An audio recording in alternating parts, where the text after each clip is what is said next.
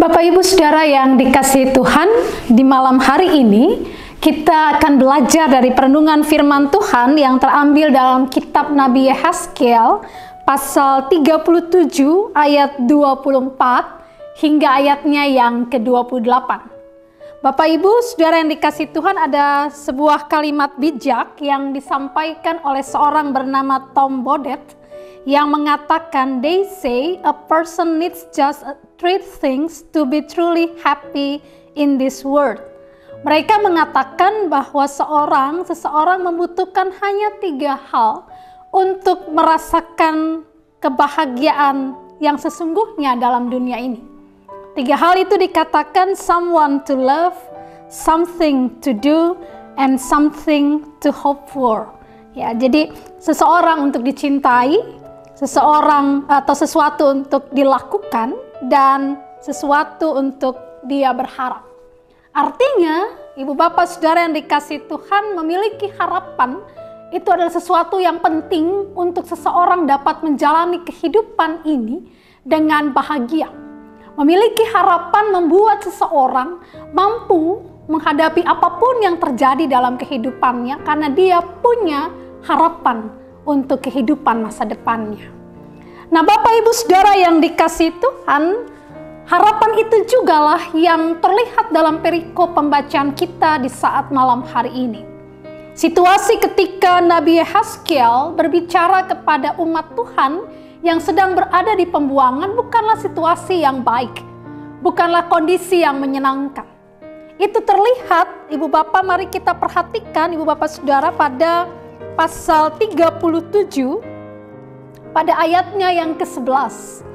Sebelum bacaan kita dikatakan begini, "Firman-Nya kepadaku, hai anak manusia, tulang-tulang ini adalah seluruh kaum Israel. Sungguh mereka sendiri mengatakan tulang-tulang kami sudah menjadi kering dan pengharapan kami sudah lenyap, kami sudah hilang." Itu merupakan sebuah gambaran bahwa mereka bukan hanya berada dalam kondisi kalah perang, seperti orang kalah perang, tetapi lebih lagi walaupun mereka masih hidup, tapi mereka sudah tidak lagi punya pengharapan. Mereka merasa bahwa mereka sudah mati, walaupun sesungguhnya secara fisik mereka masih hidup.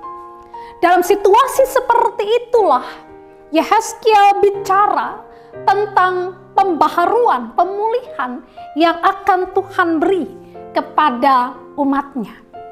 Kalau Bapak Ibu Saudara membaca dalam perikop masih di pasal 37 sebelum bacaan kita di ayat 14, dikatakan di sana, "Aku akan memberikan rohku ke dalammu sehingga kamu hidup kembali, dan aku akan membiarkan kamu tinggal di tanahmu. Dan kamu akan mengetahui bahwa aku Tuhan yang mengatakannya dan membuatnya. Demikianlah firman Tuhan." Ayat 14 pada pasal 37 mau membuka akan satu nubuatan tentang masa depan kehidupan umat Tuhan. Bahwa mengawali semua itu dikatakan oleh Tuhan, Tuhan memberikan rohnya, aku memberikan rohku. Artinya bahwa pemulihan, pembaharuan itu diawali dari tindakan Tuhan memberikan rohnya dalam hidup umatnya, sehingga mereka menjadi orang-orang yang memiliki pengharapan. Nah, Bapak Ibu Saudara yang dikasihi Tuhan, bacaan kita pada malam hari ini itu berangkat dari sebuah nubuatan yang dikatakan menyatunya kerajaan Israel dan kerajaan Yehuda. Satu nubuatan yang kalau kita baca itu adalah sebuah nubuatan yang sepertinya itu tidak bisa terjadi, gitu ya. Dikatakan bahwa kalau kita lihat Ibu Bapak Saudara dalam perikop pembacaan kita pada bacaan kita di ayat sebelum bacaan kita di ayat 19 ya, sampai ayatnya yang ke-21 sampai 22 dikatakan, "Katakanlah kepada mereka, beginilah firman Tuhan Allah, aku mengambil papan Yusuf yang dalam tangan Efraim, beserta suku-suku Israel yang bersekutu dengan dia.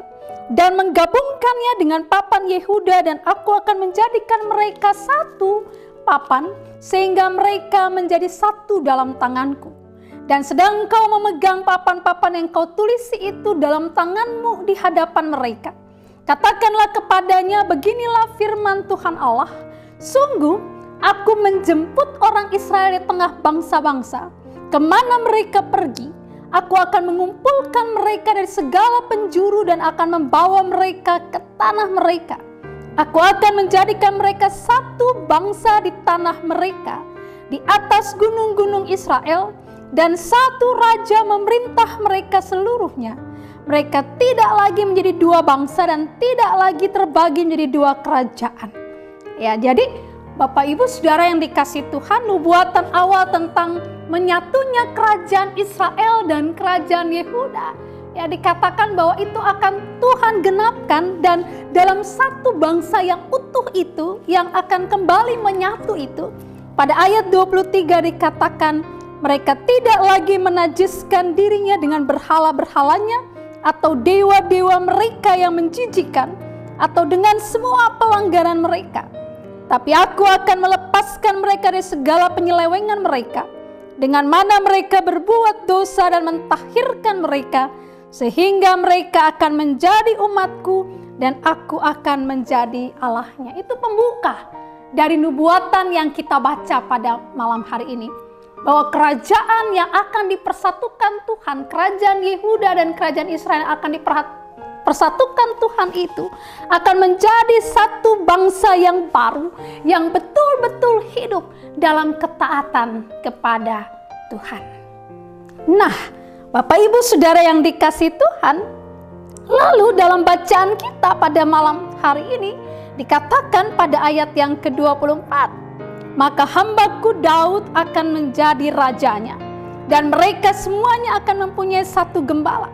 Mereka akan hidup menurut peraturan-peraturanku dan melakukan ketetapan-ketetapanku dengan setia. Mereka akan tinggal di tanah yang kuberikan kepada hambaku Yakub, di mana nenek moyang mereka tinggal. Ya, mereka, anak-anak mereka maupun cucu cicit mereka akan tinggal di sana untuk selama-lamanya, dan hambaku Daud menjadi raja mereka untuk selama-lamanya. Ya, Ibu Bapak Saudara, kalau kita baca ayat 24-25 ini kan sesuatu yang tidak masuk akal. Mengapa? Karena pada saat nubuatan ini diberikan, Daud itu sudah mati. Ya, Daud itu sudah mati. Lalu apakah nubuatan ini sesuatu yang mustahil atau harapan kosong? Ternyata tidak. Nubuatan ini merujuk kepada satu saat ketika umat Tuhan akan hidup dalam ketaatan yang total kepada Tuhan.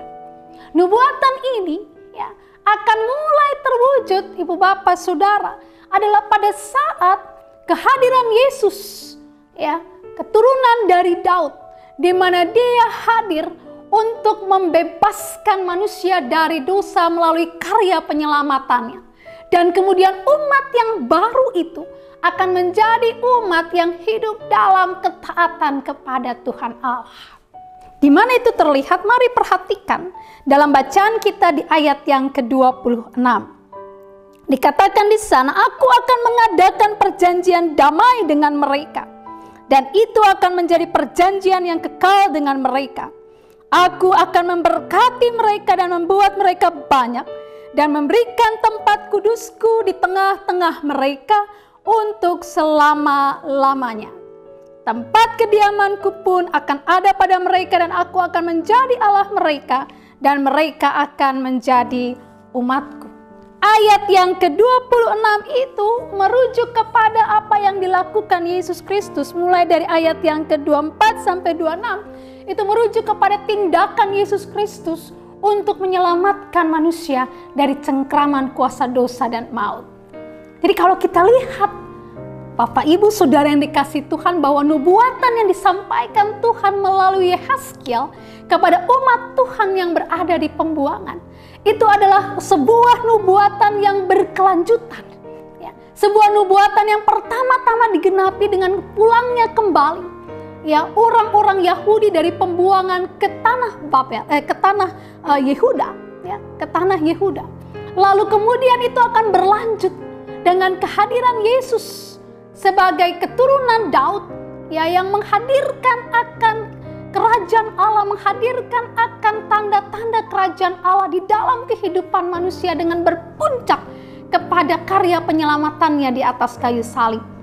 Dan kemudian, apa yang kemudian terjadi di depan dengan nubuatan pada ayat yang ke-27, yaitu merujuk kepada sebuah situasi, ya, di mana Allah berdiam di tengah hidup umatnya, ya, dan di mana Allah betul-betul bertahta sebagai Allah bagi kehidupan umatnya. Pertanyaannya, Bapak Ibu Saudara yang dikasihi Tuhan, apakah yang dijanjikan Tuhan ini sudah berlangsung? Ya, kita adalah umat baru itu. Kita adalah umat Allah yang baru itu, yang hidup, ya, berdasarkan dengan ketetapan-ketetapan Allah, yang sudah menerima akan janji keselamatan dalam karya yang dilakukan oleh Yesus Kristus. Jadi artinya, Bapak Saudara yang dikasihi Tuhan, hal yang pertama kita belajar dari perenungan firman Tuhan ini, bahwa ketika Tuhan Allah melakukan sebuah karya penyelamatan dalam hidup umatnya, ya, bisa saja bahwa karya itu tidak langsung terjadi satu kaligus, ya, tetapi dia adalah sebuah proses yang berkelanjutan, ya, di mana umat Tuhan akan belajar untuk tetap berharap kepada Tuhan Allah dalam kehidupan mereka. Ya, itu hal yang pertama, Bapak Ibu Saudara, yang bisa kita lihat dalam perikop pembacaan kita. Yang kedua, Ibu Bapak Saudara yang dikasihi Tuhan, yang bisa kita belajar dari perenungan ini, bahwa sesungguhnya, ya, ketika Allah berdiam dalam kehidupan umatnya, dan Allah menjadi Allah dan kita menjadi umat Allah yang setia, maka ayat 28 katakan, maka bangsa-bangsa akan mengetahui bahwa Aku Tuhan menguduskan Israel pada waktu tempat kudusku berada di tengah-tengah mereka untuk selama-lamanya. Ya, jadi Bapak Ibu Saudara, ayat 27 dan 28, khususnya ayat 27 itu adalah merupakan, kalau kita baca di bagian yang terakhir atau bagian bawah dari Alkitab, maka kita akan menemukan ini adalah suatu catatan, satu nubuatan yang juga ditulis dalam kitab Wahyu 21 ayat 3. Nah, jadi artinya ini juga sesuatu yang akan berkelanjutan, bahwa Allah sudah hadir dalam kehidupan umatnya sekarang ini. Allah sudah berdiam di tengah-tengah kehidupan setiap orang percaya. Dan di dalam kehidupan orang percaya yang betul-betul mau taat kepada Tuhan, ya, kita menjadi saksi Tuhan dalam keberadaan kita hari demi hari. Jadi hal yang kedua kita belajar, Bapak Ibu Saudara, bahwa ketika Allah hadir dalam hidup kita dan berkarya, maka saudara dan saya sebagai umatnya harus menjadi saksi-saksi Tuhan dalam keberadaan kita, dalam hidup kita hari demi hari, termasuk di dalamnya ketika saudara dan saya mengalami pergumulan dalam hidup ini. Pertanyaannya sekarang, Bapak Ibu Saudara yang dikasihi Tuhan, apa yang bisa kita jadikan sebagai butir perenungan dalam kehidupan kita ke depan? Yang pertama, Ibu Bapak Saudara, kita belajar bahwa Tuhan memakai pergumulan dan penderitaan dalam kehidupan kita bukan hanya sebagai sebuah tindakan yang memperlihatkan bahwa Dia membenci kita, tidak. Tapi justru saudaraku, kerap kali Dia mempergunakan pergumulan atau penderitaan kita menjadi sebuah bentuk teguran agar umatnya, agar anak-anak yang dikasihinya bertobat. Mari kita lihat Bapak Ibu dalam Wahyu 3 pada ayat yang ke-19, dikatakan di sana, Wahyu 3 ayat 19. Barang siapa kukasihi, ia kutegur dan kuhajar. Sebab itu relakanlah hatimu dan bertobatlah. Jadi Bapak Ibu Saudara yang dikasihi Tuhan, jika Tuhan mengizinkan pergumulan hidup datang dalam kehidupan kita, maka marilah bersyukur untuk apa yang Tuhan perkenankan terjadi, dan biarlah kita boleh memohon akan kuasa Roh Kudus menolong kita untuk mengerti apa yang sedang mau Tuhan ajarkan dalam kehidupan kita, agar kita menjadi pribadi yang lebih baik.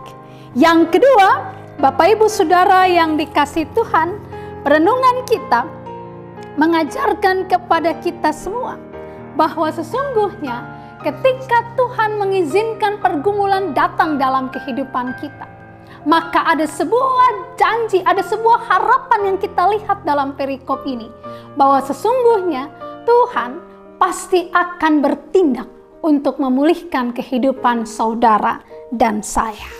Ya, Tuhan pasti akan menolong kita, Tuhan pasti akan bertindak untuk memperbaharui kehidupan kita. Ya.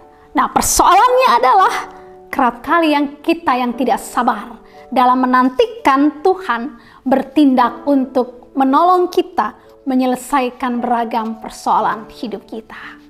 Renungan ini mengajarkan kepada kita untuk tetaplah menaruh pengharapan kepada Dia, karena Tuhan adalah Allah yang bertindak untuk menyelamatkan anak-anak-Nya. Yang ketiga, Ibu Bapak, Saudara yang dikasihi Tuhan, perenungan kita mengajarkan kepada kita bahwa kadangkala proses pemulihan yang Tuhan beri itu tidak langsung serta-merta Dia kerjakan. Tapi ada proses, ada tahapan yang harus kita lalui untuk kita bisa melihat Allah menyelesaikan secara total akan pergumulan hidup kita. Dalam situasi seperti itu, kita diajar untuk bersabar dan tetap taat, karena sesungguhnya Tuhan itu Dia tidak akan pernah mengecewakan kita dalam hidup ini. Mari Bapak Ibu Saudara, jalani kehidupan kita tetap dalam pengharapan kepada Dia, karena sesungguhnya Tuhan adalah Allah yang mengasihi kita semua. Amin.